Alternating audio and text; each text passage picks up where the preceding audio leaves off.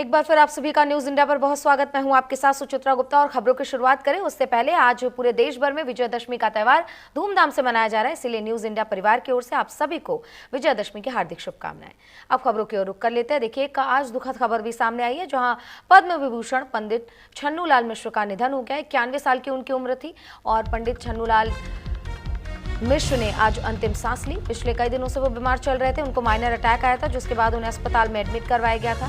मिर्जापुर में बेटी के घर पर अंतिम सांस ली और काशी में उनका अंतिम संस्कार होगा मणिकर्णिका घाट पर। इसकी जानकारी उनकी बेटी नम्रता मिश्र ने दी।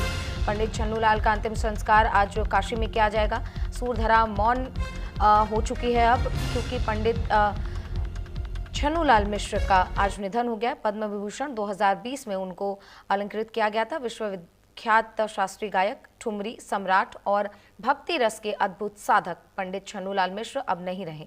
उनके निधन से न केवल भारतीय शास्त्रीय संगीत जगत बल्कि संपूर्ण काशी और विशेषकर संकट मोचन की सांगीतिक परंपरा एक गहरी शोक छाया में डूब चुकी है।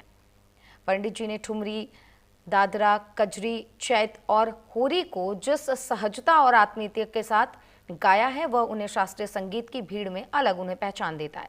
उनकी आवाज में गंगा घाटों की मिठास, बनारसी बोली की आत्मीयता और लोक संस्कारों की गहरी थी। वो आज सुबह 4:15 बजे यही हमारे निवास स्थान गंगा दर्शन कॉलोनी मिर्ज़ापुर में उन्होंने अंतिम सांसें ली हैं। और बीमार तो काफ़ी समय से चल रहे थे। करीब 12 दिन वो बीएचयू में आईसीयू में एडमिट थे। उससे पहले 2 दिन वो यही रामकृष्ण मिशन हॉस्पिटल में एडमिट थे। बीएचयू से आने के बाद भी उनको 2 दिन हम लोगों ने सुपरविजन में रखा था, रामकृष्ण मिशन में ही।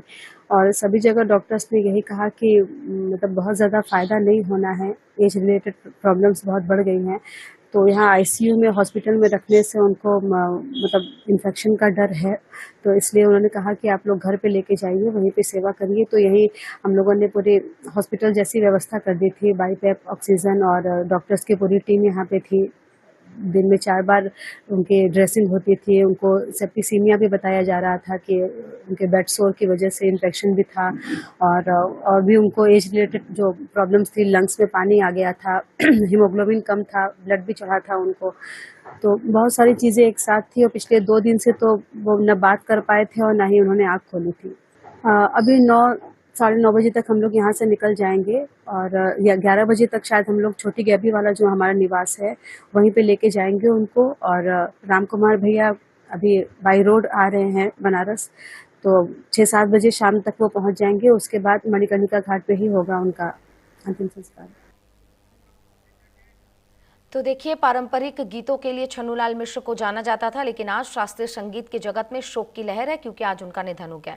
इस पूरे विषय पर पीएम मोदी ने भी ट्वीट किया है और पीएम मोदी ने ट्वीट करके उनको याद किया, उनको नमन किया और उनको श्रद्धांजलि भी अर्पित की है। ये प्रधानमंत्री नरेंद्र मोदी की ओर से ट्वीट किया गया है। और ये तस्वीरें देखिए, पद्म विभूषण से जब उन्हें सम्मानित किया गया था उस दौरान की उनकी ये तस्वीरें। पीएम मोदी ने ये ट्वीट करके शोक व्यक्त किया है और कहा है कि उनके परिवार के साथ उनकी संवेदनाएं।